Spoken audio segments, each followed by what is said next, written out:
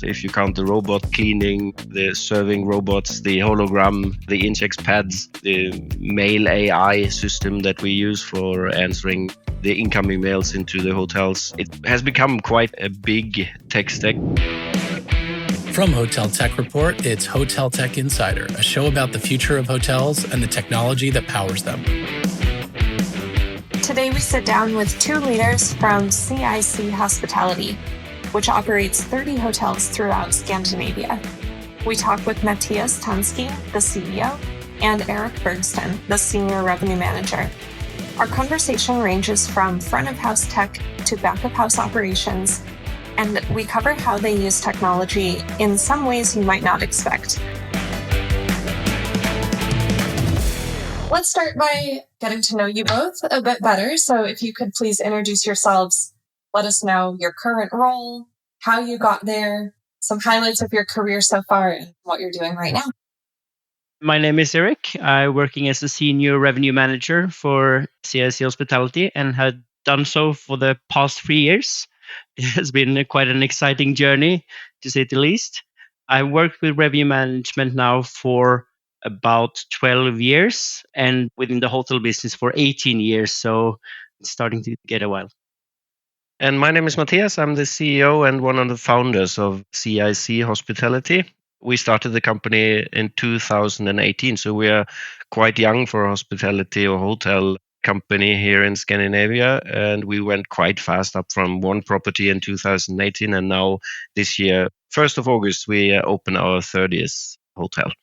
Before that, I was basically always working in the hotel industry, from bartender, reception, general manager, operations on the headquarter level, to basically done everything. Tell me a bit about CIC Hospitality. I understand you have a sizable portfolio of hotels.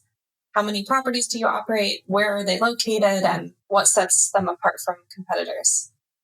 Well, again, since we started in 2018, we have thought about how can we make the guest experience better through technology, and how can we maybe change a little bit of how traditional hotels are run with technology. So we started with a first rental contract. We're building hotels as well, and we always have the technology focus in the guest experience, but also back of house. At the moment, we are operating 30 properties, and 10 of them we own ourselves, the basically building as well. They carry the values of CIC Hospitality are caring, inspiring, creative, hence the CIC name. So we always try to find new solutions and try to be a little bit more creative than maybe other companies. I hope, anyways. Are your properties in city centers? And are they branded or independent? So we have the master franchise of the Aiden brand here in Scandinavia, which is, you have the Aiden brand from Best West in the US, but we have made it in a Scandinavian way. And those properties, we have a property in Stockholm, which are in the center of Stockholm, and also some around the city center area. I think for us, location-wise, the city center is of course attractive. We have both hotels in Copenhagen, in the city center of Stockholm, and here in Oslo. But the main sorting out criteria for us, sourcing criteria for locations for new hotels, is as well big infrastructure projects or traffic hubs. So we have a lot of airport properties, and where they're building big tunnels or railroads, there we can quickly build hotels as well. Let's get into technology. So you mentioned that CIC Hospitality is always thinking about the next thing in technology. Let's start by getting an understanding for what you view as the most critical technology partner. So if there's one system or one vendor that you work with that is most important for your business. We are organizing our tech stack in sorting in front of house and back of house, and I can start with the front of house part, and then Erik can continue a little bit about the back of house. The front of house is mainly about productivity and guest experience efficiency. So we do have like a hologram box where we project a receptionist in, which now serves 8 of our properties here from Oslo through a hologram. So that's quite special. And then we have incheck pads, we have robots driving around. We really try to find technologies from other businesses and implement them in our hotels as well. We're not afraid to try. The latest project would be a social robot that we are trying to. It's a little bit more guest entertainment than efficiency, but we hope that it lifts the guest experience anyways. Yeah, and for back of house, which I'm working the most with, we are working together with Atomize and D2O, or PMI as their tool is called. We're trying to combine the two of them as well now, because Atomize started with the forecasting module, and they're now sending the forecast to PMI. And this is to cause like forecast predictionality for the operations department, so we can staff the hotel correct at the correct time. So this is a very exciting project which we are trying out now, and hopefully we will roll out to all our properties. What you're saying is this system will take maybe occupancy forecasting and then turn that into a staffing prediction? Yeah, because PMI is translating the occupancy or the number of guests in the house into how much you need to staff. So this is quite interesting. And when you get the RMS system to talk together with this system, I think we're really onto something. I imagine listeners will be curious to learn, how exactly does this work? Does the system have an algorithm that says if you're at 70% occupancy, you need X number of housekeepers, and then if you're at 80%, you need a different number of housekeepers, or did you need to build that algorithm? It basically has an algorithm like that, and going out from the budget and the forecast, they will suggest how many hours you can use per department. The main KPI in the system is revenue per available labor unit. So we compare revenue to the labor units, and then you get this KPI. So you have at every time a suggestion how many hours you can use to be most efficient with the revenue you have on site. And that we can do 3 months in the future, half a year in the future. We do our rolling forecast 1 year. So basically, if it was optimal, we could do the schedule for our employees 1 year from now, but we're not quite that far yet. But we will be, I hope. And also it's quite important for us that the companies we are working with agrees to work together with us gain success. So for Atomize, for example, when we were choosing them, it was a startup company, and we saw that they could help us to fix some problems that we have, and together we could build the system, and we are still doing it. So we can get suggestions to them what we miss in our environment, and they will help us to build this to complete the circle. Do you have any advice you would share with hoteliers on how to find those sorts of vendors or how to build those relationships? I think you just have to try. It's always about trial and error. We have a lot of good examples, some bad examples as well, but you don't have to be afraid to try. That's the most important thing. And I think already with the startup companies that we are connected to and partnered with, we have kind of, as you said, the same philosophy, the same thinking about technology and hospitality. So it's always fun to connect and partner up with these startup companies, as we are startup as well. So I think openness to partnerships and get the feeling that this is people we want to work with. That's the most important part. And usually that's a win-win situation for everyone. So we've talked a bit about your RMS, Atomize. Tell me more about your tech stack, your PMS, how you're handling distribution, maybe your booking engine. Curious to learn what other systems you're using. Well, again, we try to divide it in front of house and back of house. For us, the tech stack is not only the hardcore systems, but as well, we have an app to measure employee satisfaction per day. Everyone who comes to work will give us a little hint about how they're feeling every day, every shift.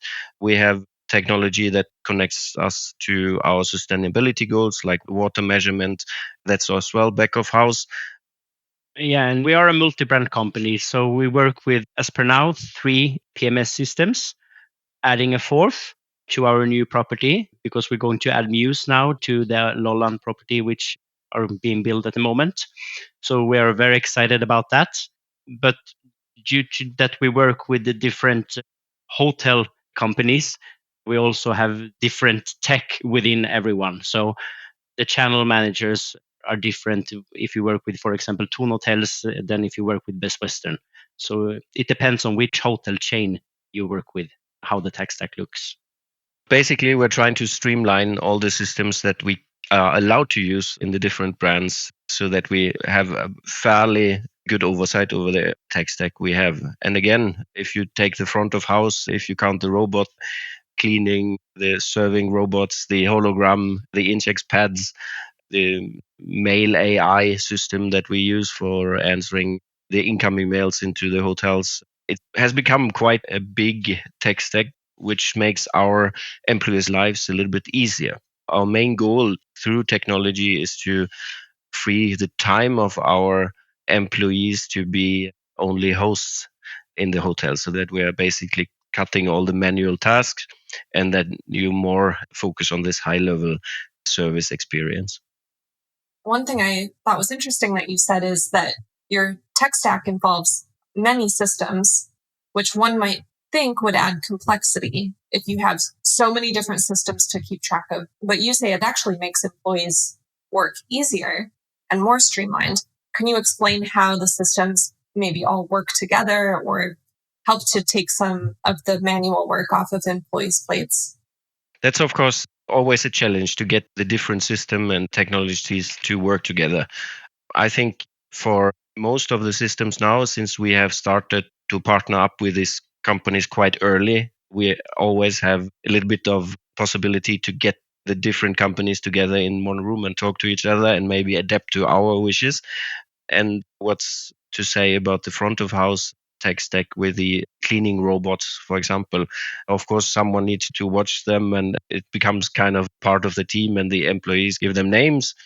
We measure the efficiency through this revenue per operated labor unit. So where we do have this technology, we can see an immediate effect. And again, our goal is to free our employees from manual tasks. I mentioned last time as well that we are looking at kitchen robots as well to produce food so that the employees can concentrate on the high level service again. And the same for my department. I mean, we have Atomize, which are fully automated. It's doing all the rates by itself. We are not going into the system to override it in any way. And that means that one revenue manager, for example, can handle more hotels. So at CIC, we are 2 revenue managers at the moment handling 30 hotels. And instead of putting rates up and down in the system, we are focusing on the strategies for each hotel. And also for the predictability for the operations part via forecasts. And again, to emphasize how we try to get our partners to talk to each other, it's like the Atomized revenue management system now talks directly to our efficiency and operational system. That's like a trial period that we are trying out that. We are as well working with Muse now to maybe connect our hologram technology to their booking or PMS system. They're very open to this kind of ideas and very good that they really are with us and trying new things out. I would love to learn more about the hologram and how would the connection with Muse work. But first, let's explore what the hologram does. Why do you have it? How did you develop it? We found it, or I should be honest and say, a colleague of ours who works in operations, I think, clicked on a LinkedIn video fairly late in the evening or nights, and then I got an SMS with a short video clip from a trade fair. I think it was in Holland or somewhere, where they tried this hologram technology, and he said, okay, this we need to have. And 2 weeks later we were on a plane to Amsterdam to find these guys. And how the technology works is that we have a studio here in Oslo and you have big hollow boxes, life-size boxes. So the projection of the live person is into the boxes, and then you can have a two-way conversation like a Teams call or a Zoom call with the people in front of the box in the hotel's lobby or reception. At the moment, as I said, we have one hollow receptionist. The guests can call on a touch screen, I want to speak to a live person. And then we get a call here in Oslo, so we can serve at the moment 8 hotels with one hologram receptionist. And it's not to get rid of the receptionists on site because we want to have hosts, real people in our hotels, but it's to, if there's a queue or something, people can talk to the hologram instead. The main goal is, of course, to get the hologram to check in the guest in the system as well. And that's something we're working with Muse to achieve. Do you have data that shows how guests feel about using this system? Are they happy with it? Do they choose it over an in-person host? We don't have concrete data, but we are looking at our hotels and following the number of calls to the hologram here in Oslo. It's getting more and more calls, actually. In the beginning, everyone is a little bit skeptical because they don't really know what this is. But once you try it, it's really amazing to see this kind of technology. So I think it's always a little bit difficult to get guests to use new things, but we have done it now almost a year with the first box, and now people are trying or getting the point of this technology as well. And I think the trend is that people are getting more and more technology anyways, so I think that helps as well. And I mean, you see when you are in the hotels as well, people think that it's really cool and they're taking pictures. And so it's very good to see. Speaking of the arrival experience, I understand you use mobile keys for guest rooms. Can you tell me a bit about the in-checks pads? We do have a cooperation with Arribatec, which is a Norwegian startup company as well. And their pads were one of the first ones. We had a little bit of trial and error there as well, but there was the first ones who we got to work and the guests to use. We measure how many guests check in and check out in these pads daily. So at the moment, the best properties have a check-in rate of about 50-60%. And some properties, it's only an add-on service where we have like 10% of the guests using it. It's mostly regular guests in these a little more city center hotels which are using these pads. But it's basically 3 clicks and you're checked in. You make your own key and then you go up to the room. So you skip to have, if you don't want, you don't need to have contact to anyone. But on the other side, our hosts are always beside the pads to show people what they should do, and if they have any difficulties, to show them how to use the pads. You also mentioned the cleaning robots that you have on site. Can you tell me a bit more about what those do? At the moment, we have focused on the common areas, like vacuum robots and cleaning robots that go around on the floor and do the common areas. And, hotels have long corridors. So to vacuum one corridor for one person takes hours, and these robots, they will work day and night and drive to their own charging station. It was a little bit difficult to find this kind of robots for hotel use. We started, with a private, what you have at home, but they really can't handle the hotel occupancies with other people. So now we found a little bit more industrialized robots, which are from big industrial warehouses and these kind of things and cleaning there. And it works quite well. We are still looking at some example for the rooms. We have a couple of things going on there, but that's still a test pilot where we try to make it easier for our cleaning staff as well. The last piece of guest-facing tech that you mentioned that I'm curious about, using AI to respond to guest inquiries. How is that working, and what is the breadth of inquiries that the AI can handle? Well, we tried that now for, I think, 2 years now. It's a Norwegian startup company as well called Simplify. And the first property, now we have, I think it's almost 2 years, and the AI learns from every mail that's incoming and from all the history of the mails. So at the moment, at the first property, it answers about 80% of the incoming mails. We are trying to get them to talk to Muse as well, so that the booking on mail go directly into the system, or group bookings and name lists and everything, that we get that optimized as well. But 20% are still personal mails that go to our hologram receptionist here in Oslo, and she can take off the mails that the AI can't. You mentioned you use an employee satisfaction tool. So you're always asking employees how they're feeling at work. How does that app work, and what sort of results have you learned from it? That's a startup from Denmark, which we use, and it recognizes when the employees come to work. You get a pop-up message, how are you feeling today? And I don't know exactly, it's 1 to 10 or something. So before you start working, you have to press your mood, and when you finished working, you do it again. It's an app basically, but it's also not only the happiness score in there, but it's also a communication device. It's our own kind of social network where I can send messages to everyone, or the hotels have their small groups.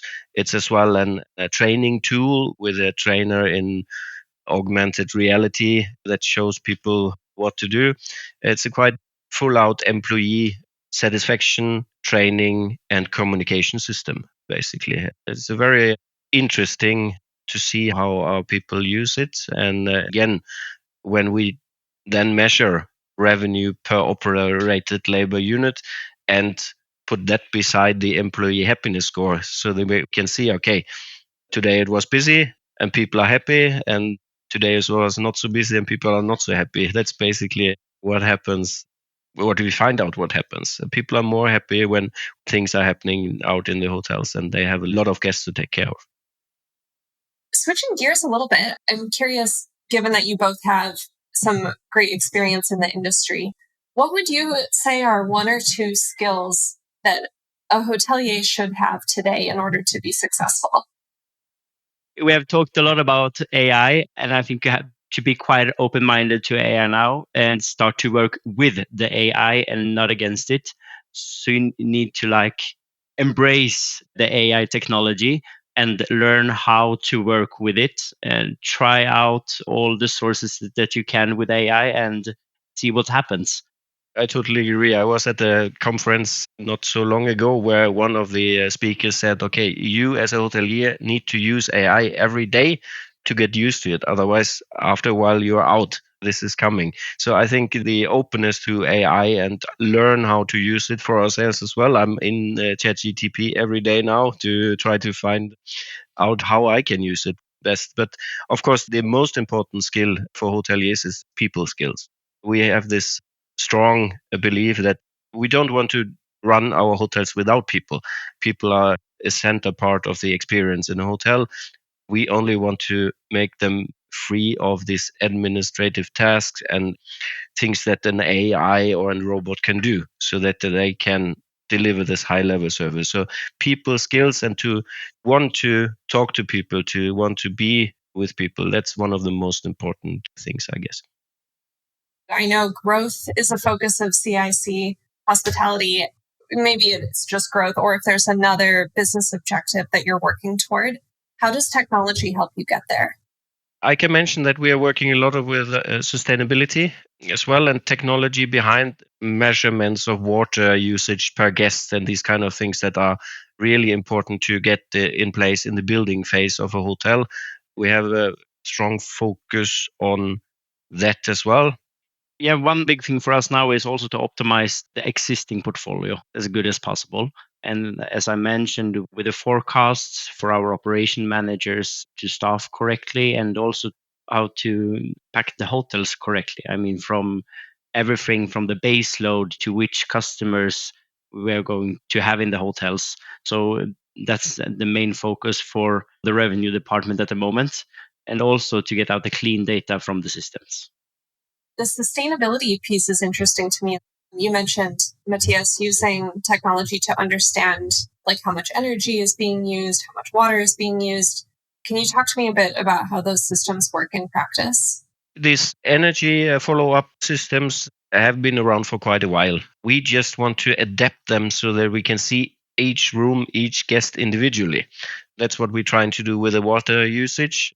There's again a Swedish startup company, Smart Water it's called, where you can measure the usage of water per guest. And then, of course, in the next step, we would say to our guests, maybe at the mirror with a little number, okay, you have showered so many liters. Please watch. Now you're getting a little bit more than the average, and try to influence our guests a little bit to think about the environment as well. Water usage is, of course, electricity. We do have the solar panels all over new properties. But we want to deep dive a little bit more in the guest behavior when they are at our property, so that we can actually have facts, how much energy, how much water, or these kind of things. Food waste is a big part of it as well. We have systems where you weigh the food waste to see, okay, how much do we actually throw away per guests? And we kind of use that to maybe set a mirror in front of our guests as well and say, okay, come on, take as much food as you want, but eat everything you take, so that we don't have to throw anything away. Well, thanks, Erik. Thanks, Mattias. Thank you so much. Thank you. That's all for today's episode. Thanks for listening to Hotel Tech Insider, produced by HotelTechReport.com. Our goal with this podcast is to show you how the best in the business are leveraging technology to grow their properties and outperform the comp set by using innovative digital tools and strategies. I encourage all of our listeners to go try at least one of these strategies or tools that you learned from today's episode. Successful digital transformation is all about consistent small experiments over a long period of time. So don't wait until tomorrow to try something new. Do you know a hotelier who would be great to feature on this show? Or do you think that your story would bring a lot of value to our audience? Reach out to me directly on LinkedIn by searching for Jordan Hollander. For more episodes like this, follow Hotel Tech Insider on all major streaming platforms like Spotify and Apple Music.